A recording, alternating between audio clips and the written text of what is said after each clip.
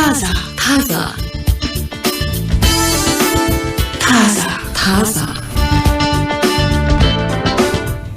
እሺ ታዛ ነው የሰማችሁ ያላችሁት ፋና ሚዲያ ኮርፖሬሽን ኤፍኤም 98.1 ላይ እንቀጥላለን እስከ 3 ሰዓት ድረስ። ሌላው የምሽቱ ወሬ ሪያሊቲ ሾዎችን ወይም ደግሞ እውነተኛ ህይወትን ወደ ሶሻል ሚዲያ ማምጣት ከፈለጋችሁ 3 ነገሮችን አስቀድማችሁ እወቁ ነው። ይሄን ከማለታችሁም በፊት ሰዎች እነዚህን ይዘቶች በጣም የሚመለከቷቸው ለምንድን ነው? ደረጃ ውስጥ አሉ የሾው የይዘት አይነቶች በጣም ቫይራል የሚሆኑ ጉዳዮችና ብዙ ተከታዮች እንዲኖሩሽ የሚያደርጉ ይዘቶች ውስጥ አንዱ እውነተኛ የቤተሰብ የፍቅር የወላጅነት ታሪክሽን ቤትሽን ጓዳ ጎድጓዳሽን ማሳየት ነው። ለምንድን ነው ወደዷቸው የተባለው? በተደረጉ ጥናቶች ውስጥ ሊንክድኢን እንደሚለን የነሱን ሜሲ የሆነ ህይወት ወይም የተዘበራረቀ ምንለውን ህይወት በእናንተ ውስጥ ማየት ይፈልጋሉ ሰዎች። ራሳቸውን ያስቀምጣሉ እዛ ህይወት ውስጥና የነሱን ችግር ይረሱበታል። የዕለት ተዕለት እውነተኛ ህይወት ጋር የምንጋፈጠው ነገር አለ አይደል? ማምለጫ ቦታቸው ነው። ዲናያል ነገር እንፈልጋለን ወይም መሸወጃ። አንዳንድ ትግሎቻችንን ያስጠሉናል፣ ይደብሩናል፣ ተስፋ ወደ መቁረጥ ሊወስዱን ይችላሉ። እውነተኛ ህይወት ታሪኮቻችን ሌሎች ሰዎች በተስፋ ውስጥ በደስታ ውስጥና ህይወትን በማሸነፍ ውስጥ የሚያደርጓቸው ነገሮች የኛን ህይወት የምንረሳበት ሆኖ ያገለግላል። ልክ ፊልም እያየ እየደነዘዘ እንደሚኖር ሰው ማለት ነው። ሁለተኛው ቅናት ነው። ብዙ ጊዜ ብለናል ይሄ ሶሻል ሚዲያ ላይ ምኞታቸውን ያዩበታል። ምኞት ስናይ ወይ እንደከሌ በሆነን በሚል መልካም ነገር ብቻ ላይሆን ይችላል። መቅናት የምንለው ነገር ኔጌቲቭ የሆነ ሐሳብም አብሮት ይመጣል ማለት ነው። ሌላኛው ተሞክሮ ለመውሰድ ለመነቃቃትም ሊሆን ይችላል። ምቾት ደግሞ ይሰጣሉ እነኛ አይነት ሾዎች። እንደ አንድ የቤተሰቡ አባል ራሳችንን እንድንቆጥር ያደርጋል። በምን አይነት መንገድ? በመንፈስ እንድንቀርብ እዛ ቤተሰብ ውስጥ አብረን እየኖርን ነው፣ ጎረቤት ነን፣ ጓደኛ ነን፣ ያገባናል የነከለ ህይወት እንድንል ማድረግ ግብዣም አላቸው አይደል ይዘቶቹ። ዛሬ እኮ ቤተሰቦቼ፣ ዛሬ እኮ እናቴ፣ ዛሬ እኮ አባቴ ብለው ነው የሚጀምሩት እነኚህ ይዘቶች። ሌላኛው በስሜት የታጀቡ ነገሮች በዚህ ይዘት ውስጥ የበለጠ ይታያሉ። ማዘን፣ ማሳዘን፣ መደሰት፣ ማስደሰት፣ መጓጓት፣ መጸጸት፣ መናደድ፣ መጨነቅ፣ መደበት፣ ተስፋ ማድረግ፣ ተስፋ መቁረጥ እነኚህ እና ሌሎችም ያልጠቀስናቸው ስሜቶች በደንብ ይንጸባረቃሉ። እነኚህ ስሜቶች ደግሞ ሰው ጋር ይጋባሉ ብሎ አስቀምጦታል። በእነዚህ ይዘቶች ውስጥ የተደበቁት እውነታዎች ግን ሂድን ሪያሊቲስ ብሎ ያስቀመጠው ሊንክድኢን አንደኛው ከፍተኛ የተከታዮቻቸው የፍላጎት ጫናን የተሸከሙ ናቸው ይዘት ፈጣሪዎቹ። እነዚህ እንግዲህ ምን ብሎ ያብራራቸዋል? እንዲያድርጊ እንዲያድርግ የሚሉ ግብዣዎችንና መመሪያዎችን ይሰጡበታል። ተከታዮች ጥበቃ አላቸው። ተከታዮች ማለት ይዘት ፈጣሪዎች ላይ ኤክስፔክቴሽን ማለት ነው። ናፍቆት አላቸው። መች ነው የምትመጣው? መች ነው ማይሽ? መች ነው እንዲህ የምታደርገው? የሚል እልህ አለባቸው። እረፍት ማሳጣት አለው። ስለዚህ የፊሊንግ ፕሬዠር አለው። ይህን ጫና መሸከምና ማስተዳደር አለባቸው። ሌላው ግላዊነትን ማጣት ነው። ይሄ የተደበቀው እውነተኛው የሚጋፈጡት ነገር እነኚህ ይዘት ፈጣሪዎች ስለ ቤተሰቦቻቸው ጉዳይ እውነተኛውን ነገር እያጋሩ የሚኖሩት ኮንተንት ክሬተሮች የልጆች ባህሪ ይታወቃል። ግላዊነትን ማጣት የሚባለው ይሄ ነው። ግላዊነታችን ውስጥ የሚካተቱ ብዙ ነገሮች አሉን እንደ ሰው እዚህ ምድር ላይ ስንኖር። የትዳር ሁኔታ፣ የትዳር ስሜት፣ የትዳር አጋር ባህሪ፣ የትዳር አጋር ፍላጎት፣ ምኞት፣ በጣም ብዙ ነገሮች፣ ቤታቸው፣ ሁሉም ነገር ይታወቃል። ቁሳቁሶቻቸውን ጨምሮ መርሆቻቸው፣ የቤተሰቦቻቸው ስም እና ማንነት፣ የልጆቻቸው ትምህርት ቤቶች፣ የልጆቻቸው የትምህርት ቤት ታሪክ፣ ደረጃ፣ ምንም የሚቀር ነገር የለም። ወጪያቸው፣ ኪሳራቸው፣ ስጋታቸው፣ እነኚህ ሁሉ ነገሮች ይታወቃሉ። ሌላኛው እና ከባዱ ነገር ፍርድ ነው። ፍርዱ ምንድነው? ነገሮችን በቀረብንበት ወይም ደግሞ እንዲረዱን በፈለግንበት ያቀራረብ ደረጃ ብቻ የመተርጎም ግዴታ የለበትም። ተከታዩ በሚፈልገው መንገድ ይተረጉመዋል ማለት ነው። ስለ ሀዘን እያወራሽ ደስታ ላይ ያወራ ይችላል። ስለ ደስታ እያወራሽ ሀዘን አድርጎ ሊተረጉመው ይችላል። በግራ መጋባት ውስጥ ወይም ተስፋ በመቁረጥ ውስጥ ሆነሽ እየተጨማለቅሽ ነው ሊልሽ ይችላል። እየተሞላቀቅሽ ወይ እኮ ነጻነትሽ ሊልሽ ይችላል። አንቺ በፈለግሽው መንገድ የመጣሽበትን ነገር በፈለገው መንገድ የመተርጎም ዳሽ ሙላለው ማለት ነው። ክፍት ቦታ አለው። እነሱ በመሰላቸው ወይም በተረዱት መንገድ ይተረጉሙታል፣ ይከታተሉታል፣ ይተነትኑታል።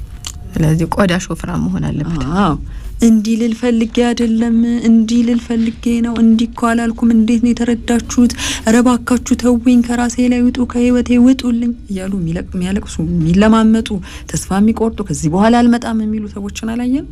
ምናልባትም ወጥተውበት ከጨዋታው የረሳናቸው ሰዎችን ብዙ ናቸው ሳስታውስ። ስለዚህ አሁን ያው ወደሽ ከተደፋሽ ነው የሚሆነው። እንደውም ይሄ ፍርድም አንዱ የተጠቀሰው እኮ ከመጣሽ አብሮ ነው፣ የጋራ ነው ህይወቱ። እናወራለን ሲሉም የሰማኋቸው ሰዎች አሉ። ለምሳሌ ሶሻል ሚዲያ ላይ በእኛ ሀገር ሁኔታ እንዴ ወጣሽ አይደል፣ ነገርሽን፣ አሳየህን አይደል፣ እናወራለን፣ እንሰጣለን፣ በፈለግነው መንገድ ህይወታቸውን ለመመንዘር ነጻነቱ አለን ነው። አዎ እባካችሁ ተረዱን ብንልም አይረዱንም። እንደፈለጉት ግን ደግሞ እባካችሁ ሰዎች ላይ የሚሰጡት ፍርድ ሰዎችን ህይወታቸውን አደጋ ላይ እየጣለ ነው፣ ራስ እስከ ማጥፋት እየደረሱ ነውና እስቲ እንደው ለምንናገረው ነገር ለቃላቶቻችን እንጠንቀቅ የሚሉ ዘመቻዎችም እኮ ወጥተዋል አንድ ሰሞን። ምክንያቱም ይሄ ራስ እስከ ማጥፋት ድረስ የደረሱ ተጽዕኖ ፈጣሪዎች ነበሩ አይደለም፣ በሶሻል ሚዲያ ምክንያት በሚሰጣቸው አስተያየት ምክንያት።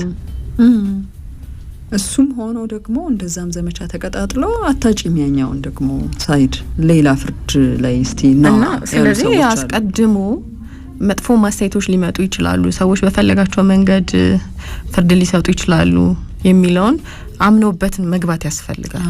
እንዴት ሊረዳ አይችልም? እንዴት ህጻን ልጅ ላይ ይፈረዳል? እንዴት ወላጆች ላይ ይፈረዳል? እንዴት ትዳር ላይ ጣልቃ ይገባል? ልትያትችም ነው። በቃ ደግሞ የሰው ማስተሳሰብ የተለያየ ነው፣ አመጣጡ የተለያየ ነው። ጨዋነት የተሞላበት ያንቺን ስሜት እንግዲህ ተጠንቅቆልሽ ሊናገር አይችልምና የት ሆኖ በምን አይነት ስሜት ውስጥ በምን አይነት ሁኔታ ውስጥ አስተያየት እየሰጠ ነው የሚለውን አናውቅም። እና ትልቁ አውትፑት ብሎ ያስቀመጠው ነገር በዚህ ይዘት ውስጥ ያሉ ሰዎች ቤተሰቦቻቸውንና የቅርብ የሚሉትን ሰው ወይም ራሳቸውን እንደጠበቁትና በሚፈልጉት ልክ ላይከላከሉ ይችላሉ። የቤተሰቡን ሞራል፣ ስሜት፣ ፍላጎት፣ ጤናና ሰላም ብሎ አስቀምጦታል። ባጭሩ ብዙ ሊያስወራን ይችላል፣ ግን እነኚህን ነገሮች በምትፈልጊው መንገድ ላታይ ትችላለሽ። አንድ በጣም ቫይራል የሆነች የቤተሰቧን ታሪክ የምታሳይ ሴት የመጀመሪያው ኮመንት ላይ ምን አየው? አንቺ ደግሞ እንዴት በቃ እንደምታስጠይኝ ይላል። ቃል በቃል እንግዲህ ቃል በጣም ብዙ ቪዲዮዎች ለቅቅ ያለው ይሄን አስተያየት ከሰጠ በኋላ ይኸው ግባና ጋብዣ ያለው ይሄ ማለት እንግዲህ ሳታስቢው በስሜት እልህ ተጋብተሻል ማለት ነው። አንድ መልስ እየሰጠሽ ነው። ሁለተኛ እንግዲህ በምጸት አስመስለሽ ሌሎች ተከታዮችሽን ለማስደሰት መፎካከር አይነት ነገር ውስጥ ልትገቢ ትችያለሽ። መልስ አትመላለስ የሚል ግሩፕ እኮ ይኖራል ያንቺን ሞራል ለመጠበቅ። ግን ያ ኔጌቲቭ ነገሩ መልስ ያስፈልገዋል ብለሽ አስበሻል? እንዴት ቢዚ ነው የስንቱንሳ አመለካከት አስተካክልሽ ትችላለሽ? የሚደበርብሽም ሰው ይኖራል። እስቲ ቆይ ለዚህኛው አስተያየት ምን ትላለች፣ ምን ይላል የሚል ኤክስፐሪመንትም የሚሰራ አንቺን በማናደድ አንቺን ክፉ መልስ በማሰጠት ወይም ደግሞ ያልተጠበቀ ምላሿ ምንድን ነው የሚለውን ለማየት ዝግጁ ይሆናል። አንድ ጓደኛችን ምን ብሎናል? እንደዚህ በቃ ቤተሰብ ታሪኩንም ያጋራል፣ በተለይ ልጆቹንና የሆነ አንድ መጥፎ አስተያየት መጣበት እና ልጁን ተከታትሎ ብቻ አወቀው ማን እንደሆነ ማቆ ጓደኛ ነው አለ። እንደዚህ አስተያየት ምን ነው አንተ ምን አርጌ ነው እንደዚህ አይነት አስተያየት የምትሰጠው ምን ሆነህ ነው ሲል እንዴ ተቀየምክ እንዴ እንደዚህ ካላልኩማ እንዲማማቅልህ ብዬ እኮ ነው። እንዲማማቅልህ ልበላይ ለውም እንዴ ታዲያ መጀመሪያ ቢያንስ ሲደረስበት ነው የሚለው ላማሙቀው ብዬ እኮ ነው። ሲገርም ነው። ቅድም ያለው ይሄ ምቀኝነቱ ታሪክም ይመጣል ማለት እኮ ነው እዚህ ጋር እንጂ ክፋት አስቤ ነው አይደለም ያለው። ላማሙቀው ብዬ ነው እንደዚህ ካላልኩኝ አይማማቅም። ልክ ለሱ ደግሞ መልስ የሚሰጡ ሰዎች ይኖራሉ አይደለ? ይሄው መጥፎ አስተያየት ስትሰጪ ተቃራኒ ከተነገረው ነገር ተቃራኒ ስትሆኚ ሌሎች ደግሞ አስተያየቶች ይመጣሉ። እሱማ የመጀመሪያ አስተያየት እኮ ነው የሚወስነው ይባላል። ቀጥሎ ያሉትን ከባድ ነው። እና የተከታዮች ባህሪያት ግን በጣም ብዙ ስለሆኑ እነኚህን ብዙ ነገሮች መሸከም ትችላለሽ ወይ? ብዙ ናቸው ባህሪያቶቻችን፣ ፍላጎቶቻችን። ያው ሰይጣናዊውም መንፈሳዊውም ፍላጎት እንዳለ ሆኖ በመሀከል ላይ የምንኖር ሰዎች እንኖራለን። እሺ ስለዚህ ይሄ በጣም ወሳኝ ነገር ነው።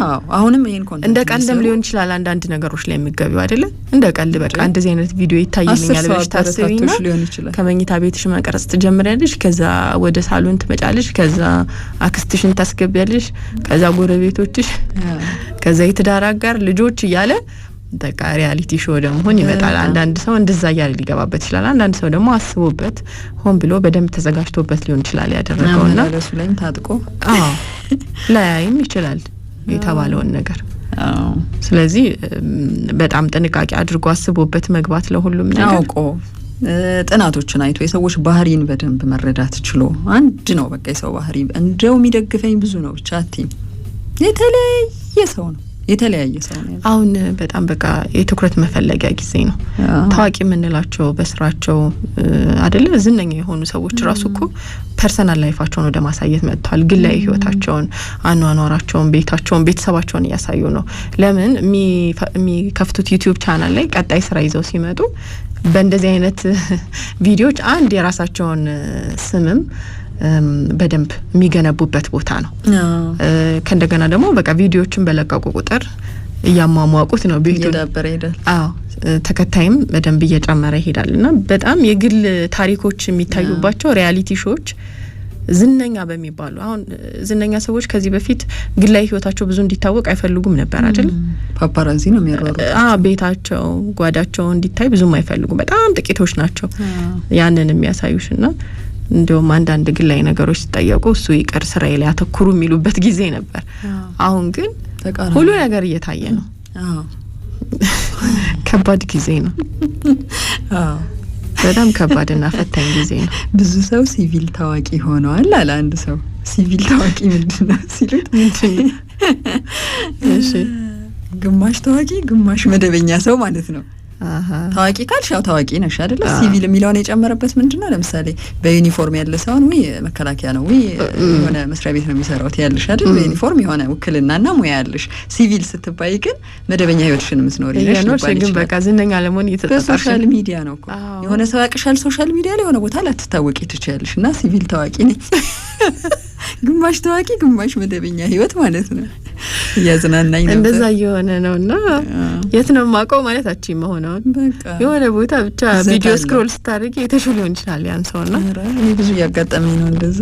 በቃ ይሄ የትኩረት ጥማት ላይ ያለንበት ጊዜ ነውና በዚህ ትኩረት ጥማት ውስጥ ደግሞ የማናረገው ነገር የለም። እና መጨረሻ ላይ እንግዲህ እንዳንጎዳ ያሳምረው መጨረሻ እንዳንጎዳ ነው።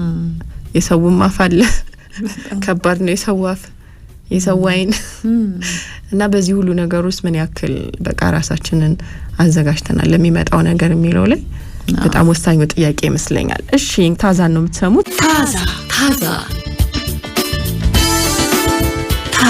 ታዛ